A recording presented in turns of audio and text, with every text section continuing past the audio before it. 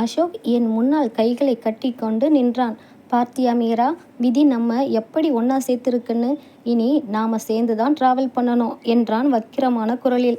அசோக், உன் லிமிட்டை தாண்டி பேசாத. நான் நினச்சா உன்னை இந்த கம்பெனியை விட்டே தூக்க முடியும் என்று நான் கோபமாக சத்தமிட்டேன்.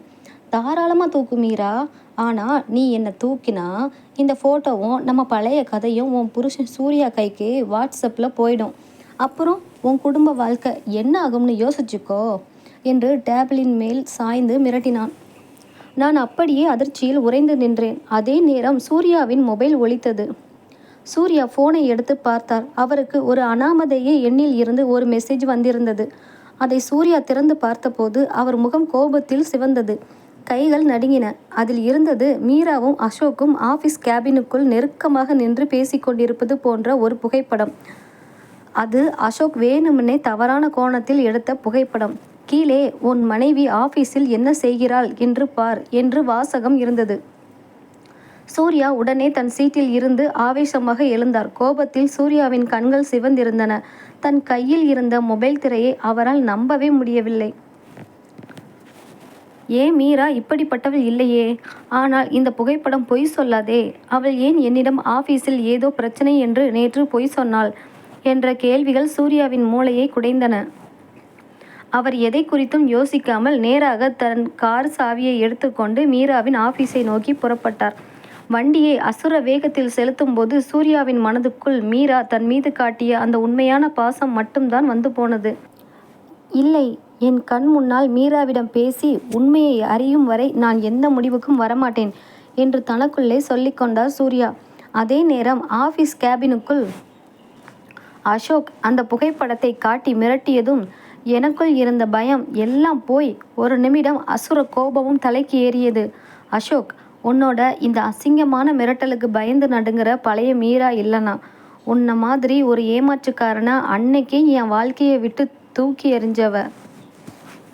என் கணவர் சூர்யாவுக்கு என் மேலே இருக்கிற நம்பிக்கை நீ போடுற இந்த அசிங்கமான பிளான் எல்லாத்தையும் விட ரொம்ப பெருசு என்று அவன் முகத்திற்கு நேராக விரலை நீட்டி சத்தமிட்டேன். அப்படியா மீரா, உன் புருஷனுக்கு உன் மேலே அவ்வளவு நம்பிக்கையா? இதோ இந்த ஃபோட்டோவை இப்போவே அவனுக்கு அனுப்புகிறேன். அப்புறம் உன் நம்பிக்கை என்ன ஆகுதுன்னு பார்ப்போம் என்று அசோக் தன் போனை எடுத்து தட்டினான். அனுப்பியாச்சு அசோக். நீ அனுப்ப நினச்ச ஃபோட்டோ ஏற்கனவே என் கைக்கு வந்துடுச்சு.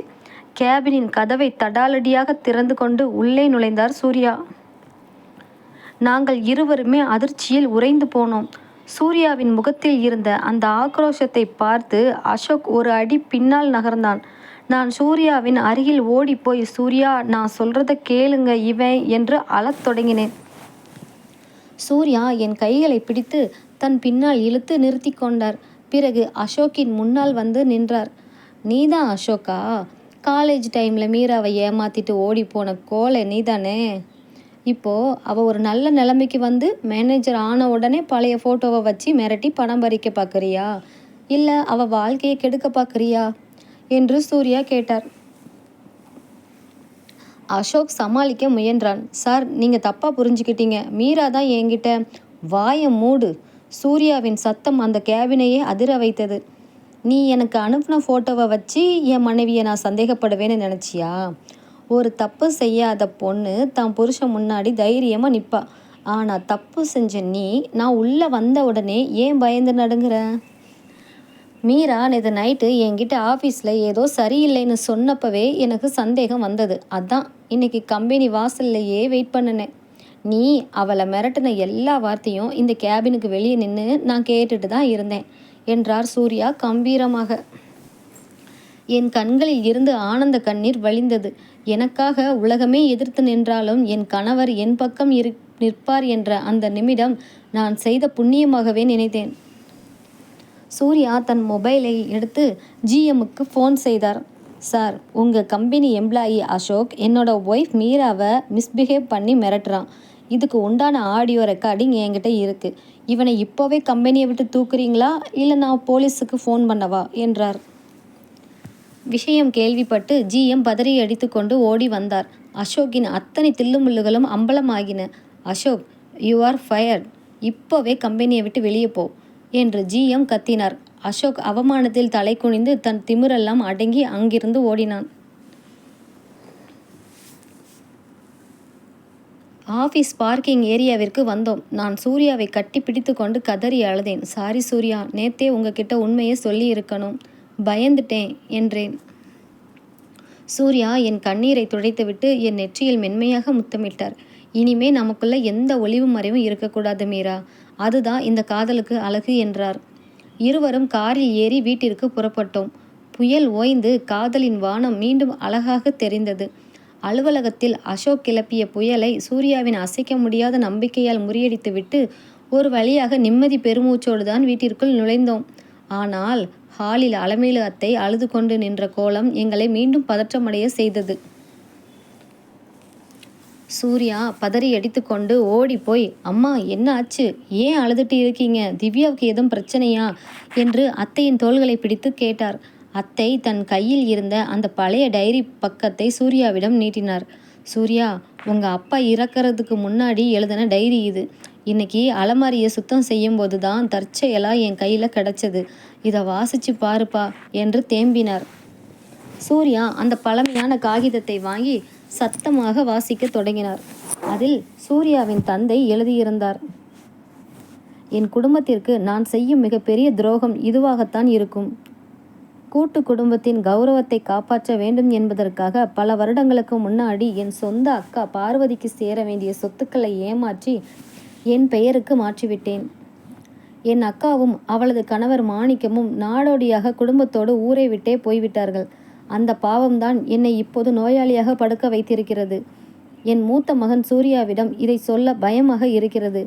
ஆனால் என்றாவது ஒரு நாள் என் அக்காவின் குடும்பத்தை கண்டுபிடித்து இந்த சொத்தை அவர்களிடம் ஒப்படைத்து விட வேண்டும். கடிதத்தை வாசித்து முடித்ததும் சூர்யா அப்படியே அதிர்ச்சியில் சோபாவில் அமர்ந்து விட்டார். அம்மா, அப்பாவா இப்படி பண்ணினாரு? ஊர் முழுக்க நேர்மையானவர்னு பேர் எடுத்த எங்க அப்பா தன் சொந்த அக்காவுக்கே துரோகம் பண்ணி இருக்காரா என்று சூர்யாவின் குரல் உடைந்தது. அலமேலு அத்தை தலையில் கை வைத்து கொண்டு, எனக்கும் இது இப்பதாண்டா தெரியும். இவ்வளவு பெரிய பாவ பழியோட நாம இந்த வீட்டில் வாழ்ந்துக்கிட்டு இருக்கோம். அந்த பார்வதி அக்கா குடும்பம் இப்போ எங்கே இருக்கு, எப்படி இருக்காங்கன்னு யாருக்கு தெரியும் என்று புலம்பினார். நான் என் அத்தையின் வாயிலிருந்து பார்வதி, மாணிக்கம் என்ற பெயர்களை கேட்டதுமே ஒரு நிமிடம் ஸ்தம்பித்து நின்றேன். பார்வதி என் அம்மாவின் பெயர், மாணிக்கம் என் அப்பாவின் பெயர். என் உடம்பெல்லாம் வியர்க்கத் தொடங்கியது. என் சிறு வயதில் என் அம்மா அடிக்கடி சொல்வார், ஓ மாமன் குடும்பம் சொத்துக்காக நம்மளை துரத்திட்டாங்க மீரா என்று. நான் மெதுவாக சூர்யாவின் அருகில் சென்று, சூர்யா, உங்கள் அப்பாவோட அக்கா பெயர் பார்வதி, அவங்க கணவர் பெயர் மாணிக்கம் தானே? அவங்க சென்னைக்கு வந்து ஒரு சின்ன வாடகை வீட்டில் கஷ்டப்பட்டாங்களே, அவங்க தான் என் பெற்றோர் சூர்யா என்று அழுது கொண்டே சொன்னேன். என் பேச்சை கேட்டு ஹாலே ஒரு நிமிடம் நிசப்தமானது. அலமேலு அத்தை எழுந்து வந்து என் முகத்தை பார்த்தார். மீரா, நீ நீ என் நாத்தனார் மகளா? என் சூர்யாவுக்கு முறப்பொண்ணா? அப்போ இந்த வீட்டுக்கு வரவேண்டிய உண்மையான மகாலட்சுமி நீதானா என்று என்னை அணைத்து கொண்டு கதறினார். சூர்யாவுக்கு என்ன செய்வதென்றே தெரியவில்லை. தான் காதலித்து திருமணம் செய்து கொண்ட பெண் தன் சொந்த அத்தையின் மகள்தான் என்று தெரிந்ததும் அவர் கண்களில் கண்ணீர் வழிந்தது. விதி எவ்வளவு பெரிய அழகான விளையாட்டை விளையாடி இருக்கிறது. சூர்யா என் கைகளை பற்றி கொண்டார். மீரா, எங்க அப்பா பண்ணின தப்புக்கு இந்த சூர்யா தலை குனிகிறேன். இந்த வீடும் சொத்தும் உன் அம்மாவுக்கு சேர வேண்டியது. இதை அப்படியே உன் குடும்பத்துக்கு திருப்பி கொடுக்க நான் தயார் என்றார் உண்மையான குணத்தோடு. இல்லை சூர்யா, எனக்கு சொத்து முக்கியம் இல்லை, உங்களோட இந்த அன்பு தான் முக்கியம் என்று நான் அவர் நெஞ்சில் சாய்ந்தேன். குடும்ப பிரச்சனை சுமூகமாக முடிந்தது போல தோன்றினாலும் அடுத்த வாரம் திவ்யாவின் திருமண பத்திரிகை வைப்பதற்காக சூர்யாவின் சொந்த ஊருக்கு செல்ல வேண்டியிருந்தது. நாங்கள் அனைவரும் சூர்யாவின் சொந்த ஊரான அந்த பெரிய கிராமத்திற்கு சென்றோம். அங்கே ஊர் எல்லையில் கார் நின்றபோது ஒரு பெரிய கார் எங்கள் காருக்கு முன்னால் வந்து நின்றது. அதில் இருந்து இறங்கிய ஒரு நபர் சூர்யாவை பார்த்து மிரட்டலாக பேசினார். என்ன சூர்யா, சென்னைக்கு போனவன் அங்கேயே இருக்க வேண்டியது தானே, இப்போ எதுக்கு ஊருக்குள்ளே வர்ற? உங்கள் அப்பா ஏமாத்தின சொத்தில் பாதி எனக்கு வரணும்னு கோர்ட்டில் கேஸ் போட்டிருக்கேன். ஒழுங்கா சொத்தை பிரித்து கொடுத்துட்டு மெட்ராஸுக்கே ஓடி போயிரு என்றான். அவன் வேறு யாரும் அல்ல, சூர்யாவின் அப்பாவோடு சேர்ந்து அந்த சொத்து விவகாரத்தில் கூட்டு சதி செய்த இன்னொரு பங்காளியின் மகன் சக்தி. காரின் கண்ணாடி வழியே வெளியே நின்ற சக்தியை சூர்யா உற்று பார்த்தார். அவன் முகத்தில் இருந்த அந்த திமிரும் மிரட்டலும் சூர்யாவின் கோபத்தை தூண்டியது. காரை விட்டு கீழே இறங்கிய சூர்யா அவன் முன்னால் போய் கம்பீரமாக நின்றார். சக்தி, இது எங்க குடும்ப விஷயம். எங்க அப்பாவுக்கும் என் அத்தை பார்வதிக்கும் நடுவில் நடந்த சொத்து பிரச்சனை. இதுல 3வது மனுஷனா நீ வந்து பங்கு கேட்கறதுக்கு எந்த உரிமையும் இல்லை. ஒழுங்கா இங்கிருந்து கிளம்புற வழியை பாரு என்று சூர்யா எச்சரித்தார். சக்தி ஏளனமாக சிரித்தான். உரிமை இல்லையா சூர்யா? அன்னைக்கு உங்க அப்பா உங்க அத்தையை ஏமாத்துறதுக்கு எங்க அப்பா தான் எல்லா போலி ஆவணங்களையும் ரெடி பண்ணி கொடுத்தாரு. அதுக்கு கூலியா இந்த சொத்துல பாதி தர்றேன்னு உங்க அப்பா அன்னைக்கே வாய் வார்த்தை கொடுத்துருக்காரு. இப்போ அந்த சொத்து முழுக்க உங்க கைக்கு வந்துட்டா நாங்க சும்மா இருப்போமா? கோர்ட்ல கேஸ் இருக்கு, பார்த்துக்கலாம் என்று சொல்லிவிட்டு தன் காரில் ஏறி பறந்தான். கார் சத்தம் அடங்கியதும் நான் சூர்யாவின் அருகில் சென்றேன். சூர்யா, எனக்கு இந்த சொத்தே வேண்டாம். இவங்க எல்லாரும் ரொம்ப மோசமானவங்களா தெரியுறாங்க. நாம பேசாமல் சென்னைக்கு போயிடலாம் என்று பயத்துடன் சொன்னேன். சூர்யா என் கைகளை அழுத்தமாக பற்றி கொண்டார். இல்லை மீரா, இத்தனை வருஷமா என் அத்தையும் மாமாவும் பட்ட கஷ்டத்துக்கு பின்னாடி இந்த சக்தியோட குடும்பமும் இருந்திருக்கு. அப்பாவோட பாவத்தை கழிக்கணும்னா உனக்கு சேர வேண்டிய நியாயமான பங்கை இந்த ஊர் முன்னாடி நான் உன் கையில் ஒப்படைக்கணும். அது வரைக்கும் நான் பின்வாங்க மாட்டேன் என்றார் உறுதியுடன். நாங்கள் கிராமத்தில் இருக்கும் எங்கள் பரம்பரை வீட்டிற்கு சென்றோம். ஊர் பெரியவர்கள் மற்றும் திவ்யாவின் திருமணத்திற்கு வரவேண்டிய நெருங்கிய சொந்தங்கள் அனைவரும் அங்கு கூடியிருந்தனர். மறுநாள் காலை பஞ்சாயத்து கூட்டுவது போல ஊர் பெரியவர் சின்னத்தம்பி ஐயா முன்னிலையில் சொத்து பிரச்சனை பேசப்பட்டது. அங்கே சக்தியும் தன் ஆட்களுடன் வந்து அமர்ந்திருந்தான். சூர்யா, உங்க அப்பா காலத்துல இருந்தே இந்த நிலம் உங்க கையில தான் இருக்கு. இப்போ சக்தி இதுல பங்கு கேட்கிறானே, என்ன விஷயம் என்று பெரியவர் கேட்டார். சூர்யா எழுந்து நின்று எல்லோர் முன்னிலையிலும் தன் தந்தையின் டைரி பக்கத்தையும் மீராவை பற்றிய உண்மையையும் உடைத்தார். ஐயா, இந்த நிலமும் வீடும் என் அப்பாவுக்கு மட்டும் சொந்தம் இல்லை. என் அத்தை பார்வதிக்கும் இதில் சம பங்கு இருக்குது. அவங்களோட ஒரே மகள் மீராவைத்தான் நான் கல்யாணம் பண்ணியிருக்கேன். இப்போது இந்த சொத்து முழுக்க என் அத்தை மகளான என் மனைவி மீராவுக்கு தான் சொந்தம். இதில் சக்திக்கு ஒரு சென்ட் நிலம் கூட கொடுக்க முடியாது என்றார் சூர்யா. ஊர் மக்கள் அனைவரும் சூர்யாவின் நேர்மையை பாராட்டி முணுமுணுத்தனர். சக்தி கோபத்தில் கத்தினான். யோ பெரியவரே, இவன் ஏதோ கதை சொல்லுறான். பார்வதி அம்மா சென்னைக்கு போய் இறந்துட்டாங்கன்னு இவங்களா ஒரு பொண்ணை கூட்டிட்டு வந்து நாடகம் ஆடுறாங்க. இவ தான் பார்வதியோட பொண்ணுன்னு என்ன நிச்சயம்? அதுக்கு என்ன ஆதாரம் இருக்கு என்று வாதாடினான். ஹாலில் இருந்த சொந்தங்கள் எல்லாரும் ஆதாரம் கேட்டு யோசிக்க தொடங்கினர். சூர்யாவிடம் டைரி பக்கம் மட்டுமே இருந்தது. ஆனால் மீரா தான் அந்த பார்வதியின் மகள் என்பதற்கான சட்டபூர்வமான ஆதாரம் அந்த கிராமத்து வீட்டில் இல்லை. நான் என்ன செய்வதென்று தெரியாமல் திகைத்த போது என் மாமியார் அலமேலு அத்தை கூட்டத்தின் நடுவில் இருந்து எழுந்து வந்தார். ஆதாரம் இருக்கு சக்தி என்றார் கம்பீரமாக. அத்தை நேராக உள்ளே சென்று தான் பத்திரமாக எடுத்து வந்திருந்த அந்த பழைய சாவி கொத்தை என் கையில் கொடுத்தார். மீரா, இந்த சாவியில் 3ஆவதா ஒரு சின்ன பித்தளை சாவி இருக்கு பாரு. அதை வச்சு அந்த பழைய அலமாரியோட ரகசிய டிராயரை திறந்து உள்ளே இருக்கிறதை எடுத்துட்டு வா என்றார். நான் சூர்யாவுடன் உள்ளே சென்று அத்தை சொன்னபடியே அந்த சாவியால் ரகசிய டிராயரை திறந்தேன். உள்ளே ஒரு பழைய பட்டு துணியில் சுற்றப்பட்ட ஒரு சிறிய நகைப்பெட்டியும் அதோடு ஒரு புதிய புகைப்படமும் இருந்தது. அந்த புகைப்படத்தை பார்த்ததும் என் கண்கள் கலங்கின. அது என் அம்மாவும் அப்பாவும் இளம் வயதில் இந்த கிராமத்து வீட்டின் முன்னால் நின்று எடுத்த புகைப்படம். அதன் பின்புறம் என் அம்மாவின் கையெழுத்தில் லெட்டர் எழுதப்பட்டிருந்தது. அதோடு என் அம்மாவின் கழுத்தில் இருந்த அதே பாரம்பரிய அட்டிகை நகையும் அந்த பெட்டியில் இருந்தது. அதைத்தான் என் திருமணத்தன்று என் அம்மா என் கழுத்தில் அணிவித்திருந்தார். நாங்கள் அந்த புகைப்படத்தையும் நகையையும் கொண்டு வந்து ஊர் பெரியவர் முன்னால் வைத்தோம். புகைப்படத்தை பார்த்த பெரியவர், இது பார்வதியோட கையெழுத்தும் நகையும் தான். மீரா தான் இந்த வீட்டோட அசல் வாரிசு. இதுக்கு மேலே இங்கே பேச எதுவும் இல்லை. சொத்து முழுக்க மீராவுக்கு தான் சொந்தம் என்று தீர்ப்பு வழங்கினார். சக்தியின் முகம் கருகி போனது. சூர்யா, எங்களை ஏமாத்திட்டீங்கடா, உங்களை சும்மா விடமாட்டேன் என்று ஆத்திரத்துடன் கத்திக்கொண்டே தன் ஆட்களுடன் வெளியேறினான். அன்று மாலை கிராமத்து வீட்டின் மொட்டை மாடியில் நானும் சூர்யாவும் நின்றிருந்தோம். குளிர்ந்த கிராமத்து தென்றல் எங்களை வருடியது. மீரா, இப்போது உன் மனசு நிம்மதியா இருக்கா என்று சூர்யா என் தோளோடு அணைத்து கேட்டார். ரொம்ப நிம்மதியா இருக்கு சூர்யா. சொத்து கிடைச்சதை விட என் பெற்றோருக்கு இந்த ஊர்ல இழந்த கௌரவம் திரும்ப கிடைச்சது தான் எனக்கு சந்தோஷம். இது எல்லாவற்றிற்கும் காரணம் நீங்க தான் என்று அவர் மார்பில் சாய்ந்து கொண்டேன். இனிமே நாம் சென்னைக்கு போய் உன் வேலையையும் பார்த்துக்கிட்டு திவ்யா கல்யாணத்தையும் சூப்பராக நடத்தணும் என்று சூர்யா காதலோடு சொன்னார். இருவரும் ஒருவரை ஒருவர் பார்த்து புன்னகைத்து கொண்டோம். கடந்த காலத்தின் மௌனமும் சோதனைகளும் நீங்கி எங்கள் காதலின் புதிய அத்தியாயம் இப்போதுதான் முழுமையாக தொடங்கியிருந்தது. சொத்து பிரச்சனைகள் எல்லாம் முடிந்து என் பெற்றோரின் இழந்த கௌரவத்தை மீட்டெடுத்த நிம்மதியில் சென்னைக்கு திரும்பியிருந்தோம். சூர்யாவின் அசைக்க முடியாத அன்பும் எனக்காக அவர் ஊர் முன்னாடி நின்ற கம்பீரமும் என் மனதில் அவர் மீதான காதலை பல மடங்கு ஏற்றியிருந்தது. நாங்கள் சென்னைக்கு வந்த அடுத்த வாரமே என் வேலையிலும் ஜாயின் பண்ணிவிட்டேன். சூர்யா சொன்னபடியே காலையில் ஆஃபீஸ் வேலை, மாலையில் வீடு, திவ்யாவின் திருமண ஏற்பாடுகள் என எல்லாவற்றையும் ஒரு அழகான சமநிலையில் கொண்டு போய் கொண்டிருந்தேன். திவ்யாவின் திருமணத்திற்கு இன்னும் சில நாட்களே இருந்ததால் வீடே திருவிழா போல பரபரப்பாக இருந்தது.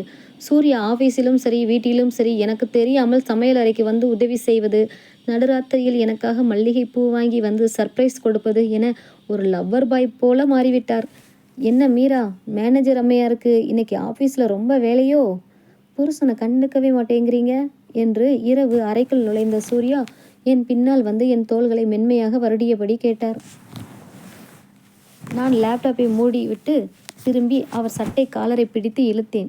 ஏன் சூர்யா, பகல் முழுக்க ஆஃபீஸில் வேலை பார்த்துட்டு வர்ற மருமகளுக்கு இந்த வீட்டு பையன் காஃபி போட்டு தந்து அசத்தலாமே என்று என் செல்லத்து கோபத்துடன்.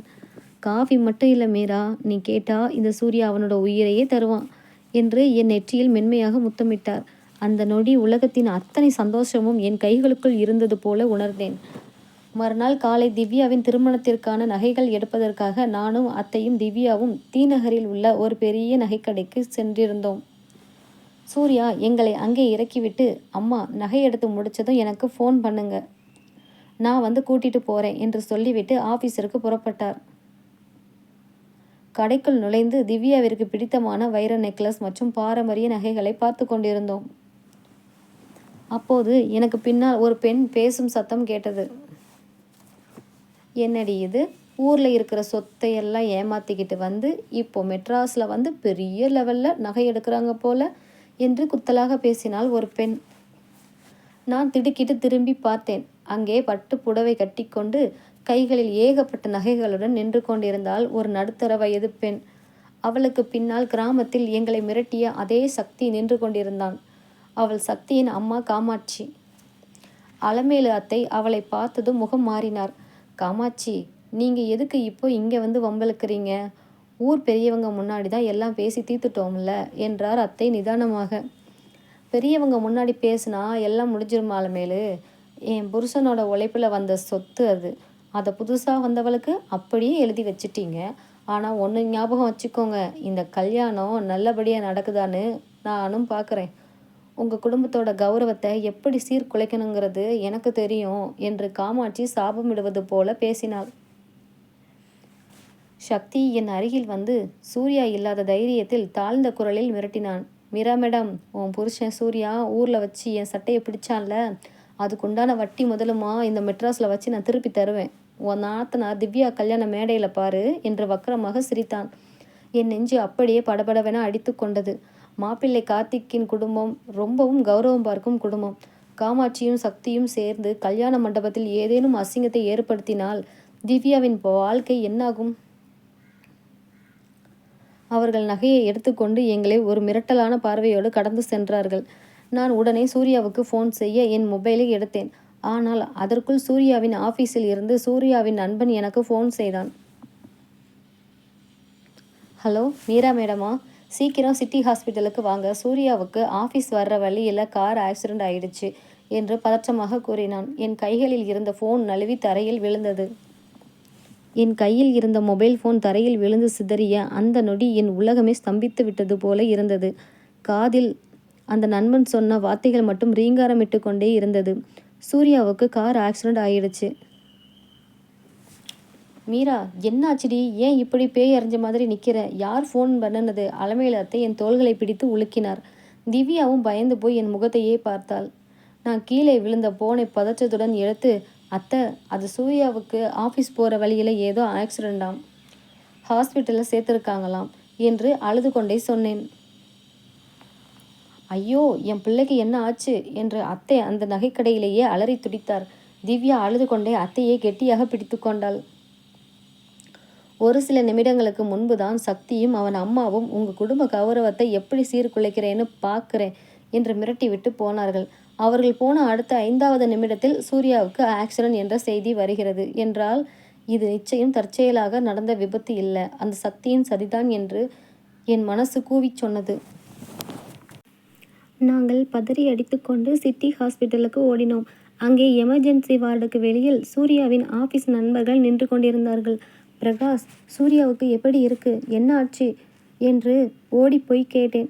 மேடம், சூர்யா காரை ஓட்டிட்டு வரும்போது பின்னாடி இருந்து ஒரு பெரிய லாரி வேணும்னே வேகமாக வந்து இடிச்சிருக்கு. கார் ரொம்ப டேமேஜ். சூர்யாவுக்கு தலையிலையும் கையிலையும் பலத்த காயம். இப்போ உள்ள ஆப்ரேஷன் தியேட்டரில் வச்சிருக்காங்க என்றான் பிரகாஷ். அலமேலு அத்தை அங்கே இருந்த பிள்ளையார் சிலையின் காலடியில் விழுந்து கதறி அழத் தொடங்கினார். நான் ஆபரேஷன் தியேட்டரின் சிவப்பு விளக்கையை பார்த்து கண்ணீர் விட்டு கொண்டிருந்தேன். எனக்காகவும் என் குடும்பத்திற்காகவும் ஊர் முன்னாடி சண்டை போட்ட என் கணவருக்கு என்னால் தான் இந்த நிலைமையா என்று குற்ற உணர்ச்சி என் நெஞ்சை குடைந்தது. 2 மணி நேர போராட்டத்திற்கு பிறகு டாக்டர் வெளியே வந்தார். நாங்கள் எல்லோரும் அவரை சூழ்ந்து கொண்டோம். டாக்டர், என் புருஷனுக்கு ஒன்றும் இல்லையே? டாக்டர் தன் முகம் கவசத்தை கலற்றிவிட்டு, பயப்படுறதுக்கு ஒன்றும் இல்லை மேடம். காயம் பலமாக இருந்தாலும் சரியான நேரத்துக்கு இங்கே கூட்டிகிட்டு வந்ததுனால தப்பிச்சிட்டாரு. தலையில் தையல் போட்டிருக்கோம். இடது கை எலும்பு முறிஞ்சிருக்கு. இப்போதைக்கு மயக்கத்தில் இருக்காரு. இன்னும் சில மணி நேரத்தில் வார்டுக்கு மாற்றிடலாம் என்றார். அப்போதுதான் எங்கள் மூச்சே திரும்ப வந்தது. மாலை நேரம் சூர்யாவுக்கு லேசாக மயக்கம் தெளிந்தது. வார்டில் படுக்க வைக்கப்பட்டிருந்த சூர்யாவின் தலை மற்றும் இடது கையில் கட்டு போட்டிருந்தது. நான் மெதுவாக அவர் அருகில் சென்று அவருடைய வலது கையை பற்றி கொண்டேன். சூர்யா மெல்ல கண்களை திறந்து என்னை பார்த்தார். அந்த வழியிலும் என் முகத்தை பார்த்ததும் லேசாக புன்னகைக்க முயன்றார். மீரா, அழாத, நான் நல்லா இருக்கேன் என்றார் மெல்லிய குரலில். ஏங்க, காரில் வரும்போது என்ன நடந்தது? யாராவது வேணும்னே இடிச்சாங்களா என்று கேட்டேன். சூர்யா கண்களை மூடி யோசித்துவிட்டு, ஆமாம் மீரா, சிக்னல் தாண்டி வரும்போது ஒரு லாரி என் காரையே ஃபாலோ பண்ணிட்டு வந்தது. நான் சைடு கொடுத்தோம், வேகமாக வந்து இடித்தான். லாரி நம்பர் பிளேட்டில் பெயிண்ட் நடிச்சிருந்தது. இது சாதாரண விபத்து இல்லை மீரா, யாரோ பிளான் பண்ணியிருக்காங்க என்றார் சூர்யா. எனக்கு தெரியும் சூர்யா, இது யாருன்னு என்று நான் இன்று காலை நகைக்கடையில் சக்தியும் அவன் அம்மாவும் மிரட்டிய விஷயத்தை சொன்னேன். சூர்யாவின் முகம் கோபத்தில் தீவிரமானது. அந்த சக்தி இவ்வளவு தூரம் வருவான்னு நான் நினைக்கல மீரா. திவ்யா கல்யாணத்தை நிறுத்தணும்னு பார்க்குறான் என்றார். நீங்கள் எதை பற்றியும் கவலைப்படாமல் ஓய்விடுங்க சூர்யா. உங்களுக்கு பதிலாக இந்த முறை அந்த சக்தியை எப்படி அடக்கணும்னு எனக்கு தெரியும். என் நாத்தனார் கல்யாணத்தையும் நான் முன்னாடி நின்று நடத்துவேன். நம்ம குடும்ப கௌரவத்தையும் காப்பாற்றுவேன் என்று சூர்யாவின் கையை அழுத்தமாக பிடித்து சபதம் எடுத்தேன். அடுத்த 2 நாட்களில் சூர்யா டிஸ்சார்ஜ் ஆகி வீட்டுக்கு வந்தார். ஆனால் அவரால் எழுந்து நடக்கவோ கல்யாண வேலைகளை கவனிக்கவோ முடியாத சூழ்நிலை. திவ்யாவின் திருமணத்திற்கு இன்னும் 2 நாட்கள் தான் இருந்தன. கல்யாண மண்டபத்தில் ஏற்பாடுகள் விறுவிறுப்பாக நடந்து கொண்டிருந்தன. சூர்யா இல்லாததால் நானே எல்லா பொறுப்புகளையும் கையில் எடுத்தேன். கல்யாணத்திற்கு முந்தைய நாள் மாலை மாப்பிள்ளை கார்த்திக்கும் அவனுடைய பெற்றோரும் திடீரென எங்கள் வீட்டிற்கு வந்தார்கள். ஆனால் அவர்கள் முகத்தில் எந்த சந்தோஷமும் இல்லை. ஒரு பெரிய அதிர்ச்சியோடு வந்திருந்தார்கள். கார்த்திக்கின் தந்தை தன் கையில் இருந்த ஒரு கடினமான கவரை சூர்யாவிடம் நீட்டினார். சூர்யா, உங்கள் தங்கை திவ்யாவை எங்கள் வீட்டுக்கு மருமகளாக ஏற்றுக்கலாம்னு நாங்கள் ரொம்ப ஆசையாக இருந்தோம். ஆனால் இன்றைக்கி மத்தியானம் எங்கள் வீட்டுக்கு வந்த இந்த ஆதாரங்களை பார்த்த அப்புறம் இந்த கல்யாணத்தை எப்படி நடத்துறதுன்னு எங்களுக்கு தெரியலை என்றார் அக்மார் கவலையுடன். சூர்யா படுக்கையில் இருந்தபடியே அந்த கவரை திறந்து பார்த்தார். உள்ளே இருந்த சில போலி ஆவணங்களையும் ஏதோ ஒரு பெண்ணின் புகைப்படத்தையும் பார்த்த சூர்யா அப்படியே அதிர்ச்சியில் உறைந்து போனார். கார்த்திக், என்ன இது? சூர்யா பதறினார். கார்த்திக்கின் அப்பா கராராக சொன்னார். உங்கள் தங்கை திவ்யாவுக்கு ஏற்கனவே கிராமத்தில் ஒருத்தரோட கல்யாணம் ஆகி விவாகரத்து ஆகிடுச்சுன்னு அதை மறைச்சி தான் எங்கள் பையனுக்கு கல்யாணம் பண்ணி வைக்க பார்க்குறீங்கன்னு கோர்ட் நோட்டீஸ் நகலோட இந்த ஆதாரங்கள் வந்திருக்கு. இது உண்மையா சூர்யா? ஹாலில் நின்ற திவ்யா அதிர்ச்சியில் ஐயோ இது பொய் என்று கத்திக்கொண்டே மயங்கி விழுந்தாள். திவ்யா ஐயோ இது பொய் என்றே கத்திக்கொண்டே ஹாலில் மயங்கி விழுந்ததும் வீடே ஸ்தம்பித்தது. அலமேலு அத்தை ஓடிப்போய் அவளை தன் மடியில் போட்டுக்கொண்டு, திவ்யா கண் தொரடி, என் பிள்ளைக்கு இப்படி ஒரு பலியா என்று கதறினார். படுக்கையில் இருந்த சூர்யா தன் உடைந்த கையையும் மீறி எழ முயன்றார். ஆனால் வலியால் அவரால் எழ முடியவில்லை. மாப்பிள்ளை கார்த்திக்கின் தந்தை முகத்தை கராராக வைத்துக்கொண்டு, "பாத்தீங்களா சூர்யா, நாங்கள் கேட்ட உடனே உங்கள் தங்கை இப்படி மயங்கி விழுறத பார்த்தா இந்த ஆதாரங்களில் ஏதோ உண்மை இருக்கும் போல தெரியுதே" என்றார் சந்தேகமாக. மாப்பிள்ளை கார்த்திக் தன் அப்பாவை தடுத்தான். "அப்பா, அவசரப்பட்டு எந்த முடிவுக்கும் வராதீங்கப்பா. திவ்யாவை பற்றி எனக்கு நல்லா தெரியும்" என்றான். "நீ சும்மா இரு கார்த்தி, குடும்ப கௌரவம் முக்கியம்" என்று அவர் தந்தை அடக்கினார்.